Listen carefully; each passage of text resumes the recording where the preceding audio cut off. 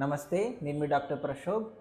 ఇది తింటే క్యాన్సర్ మీ ఒంట్లోనే, ఇది మీ కిచెన్లో ఉంటే మీకు క్యాన్సర్ వచ్చేస్తుంది, లేకపోతే పొద్దున్నే ఇది తాగండి మీకు క్యాన్సర్ రాదు, నోట్లో ఏదో మొక్క పెట్టుకోండి క్యాన్సర్ మఠామాయమైపోతుంది.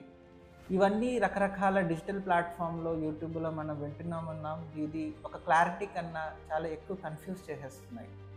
సో కన్ఫ్యూజ్ చేయడం వల్ల ఏది పాటించాలో ఏది పాటించుకోకూడదో మనం ఒక కన్ఫ్యూజన్ స్టేట్లో ఉన్నాం.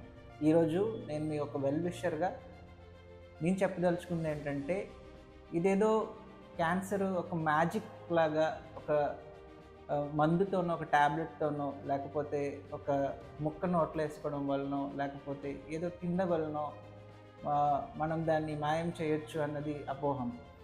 అన్ని క్యాన్సర్లు ఒకలాగా ఉండవు, కొన్ని మంచివి ఉంటాయి. సో అన్ని క్యాన్సర్లు చెడు క్యాన్సర్లతో మనం పోల్చుకొని మనకు కూడా ఇలాగే ఉంటుంది అని ఊహించుకొని ఇదేదో ఒక భయంకరమైన వ్యాధి అని చాలామంది భయపడుతూ ఉంటారు. ఈ అపోహాలు అన్నీ ఉంటున్నాయి. ఇవన్నీ ఈ అపోహాలు పోగొట్టడానికి కొంతకాలంగా నేను యూట్యూబ్ ఛానల్ స్టార్ట్ చేశాను.